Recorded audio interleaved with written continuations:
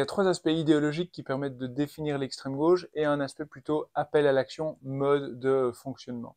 Premier élément, donc c'est plutôt l'idéologie. L'idéologie, il y a trois éléments. Si on retrouve dans tous les partis d'extrême gauche, on retrouve une certaine forme d'anticapitalisme, c'est-à-dire de rejet des institutions économiques et d'un appel à un mode de redistribution beaucoup plus égalitaire au sein de la société, voire égalitariste au sein de la société.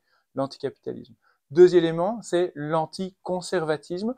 On retrouve dans l'ADN de l'extrême gauche un rejet du conservatisme, mais plus généralement aussi des mouvements, des partis et des idéologies d'extrême droite, qui est frontalement combattu dans et par ces partis d'extrême gauche. Il y a vraiment une opposition entre les deux courants de pensée. Et parfois aussi cet anticonservatisme peut se refléter par une certaine forme d'opposition aux partis socialistes dits réformistes, c'est-à-dire ces partis qui acceptent de siéger au sein des institutions. Donc on va s'opposer à ces partis politiques-là en expliquant qu'ils ont d'une certaine façon trahi l'idéal des idées proposées.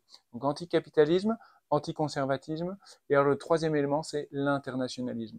Historiquement, l'extrême gauche se présente par cet internationalisme, cette idée de quitter la sphère purement nationale pour que l'ensemble des travailleurs, l'ensemble du peuple ou parfois l'ensemble des populations opprimées se révoltent pour lutter contre ces formes de domination. Ça, c'est plutôt la sphère idéologique. Maintenant, ce qui permet d'identifier aussi un discours, une personnalité ou un parti politique d'extrême gauche, c'est aussi cet appel à l'action directe. On se rend compte que les partis politiques d'extrême gauche vont se présenter aux élections plutôt pour faire valoir leur candidat, pour faire connaître leur candidat, pour mesurer en fait la légitimité faire une forme de publicité par rapport à leur candidat. Mais ce qui compte, c'est avant tout la rue. Donc on va privilégier l'action directe, que ce soit les grèves, les boycotts, les manifestations.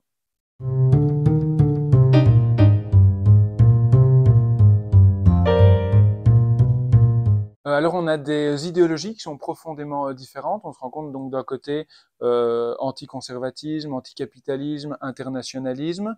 Donc on a et du côté de l'extrême gauche, alors que du côté de l'extrême droite, on a de l'inégalitarisme. On considère que les êtres humains seraient naturellement différents les uns des autres. On va les classer en fonction de différentes, de soi-disant races, cultures ou religions. À l'extrême droite, on a l'inégalitarisme, on a le nationalisme et le sécuritarisme. Donc ce sont des mondes totalement différents, des sociétés prônées qui sont totalement différentes. En dehors de cette idéologie, on a une sociologie aussi des militants et des militantes, des électeurs et des électrices ou des représentants et des représentantes qui sont différents, que ce soit au niveau de la géographie, plutôt rural à l'extrême droite, plutôt urbain à l'extrême gauche, plutôt jeune ou plutôt âgé, plutôt féminin ou plutôt masculin, plutôt aussi par rapport au niveau d'études, on se rend compte qu'on a des milieux très différents, que ce soit dans l'électorat de l'extrême droite ou dans l'électorat de l'extrême gauche. Et enfin, un aspect aussi très important, c'est le rapport à la législation. On se rend compte que l'extrême droite et l'extrême gauche n'ont pas le même rapport aux individus, n'ont pas le même rapport à la société, aux institutions et à la législation en place, notamment en Belgique. On se rend compte que l'extrême droite est en opposition frontale avec les lois contre le racisme, contre toute forme de discrimination et contre le négationnisme, là où en fait l'extrême gauche n'est pas impactée par ce genre de législation. Donc rapport aussi à la législation différent, et alors menace, niveau de menace entre guillemets différent, puisque d'un côté on considère à l'heure d'aujourd'hui qu'il y a plus ou moins 700 personnes qui sont observées par la sous surveillance par la sûreté de l'État ou l'OCAM, là où on a parmi ces 700 personnes, on a plus ou moins 10% qui sont issus de milieux ou d'idéologie classifiée à l'extrême droite, on n'est que à 2% pour des partis, des mouvements, des organisations ou des personnalités plutôt classées à l'extrême gauche. Donc niveau de menace aussi incomparable, non seulement d'un aspect quantitatif, mais qualitatif par rapport à la mise en danger d'autrui.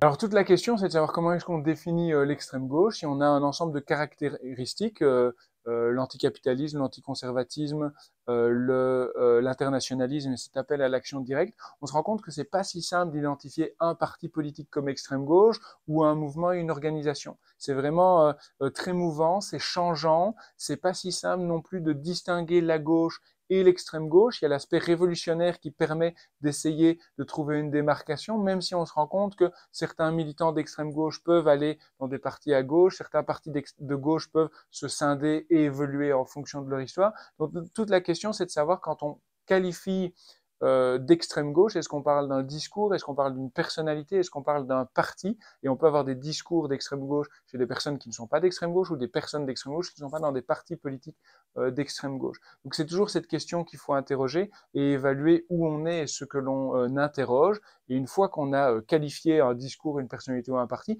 alors on peut identifier certaines revendications. Mais encore une fois, on a des milieux très différents, très hétérogènes, qui peuvent aller soit de mouvements issus du trotskisme, issus du maoïsme, de l'altermondialisme, de l'anarcho-syndicalisme. Donc c'est vraiment une multitude, une galaxie, d'où moi je préfère parler en fait des extrêmes gauches.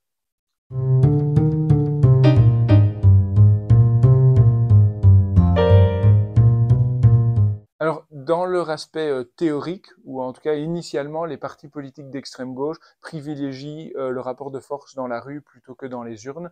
Les urnes, c'est plutôt pour se faire connaître, pour tester la crédibilité ou la légitimité des candidats, et on va plutôt privilégier la manifestation, la grève, le boycott. Maintenant, on a certains mouvements de modernisation qui existent aussi chez certains partis politiques, et donc on a des partis qui sont dans un questionnement aujourd'hui. Est-ce que l'on quitterait pas ce statut de marginal pour pouvoir prendre des responsabilités, pour changer les institutions de l'intérieur et pour transformer ces institutions, et donc de rompre avec ce discours qui en appelle à la révolution ou à l'action directe. Mais donc la question, c'est est-ce que c'est encore de l'extrême gauche si on entre dans les institutions et qu'on se soumet au dialogue et au consensus?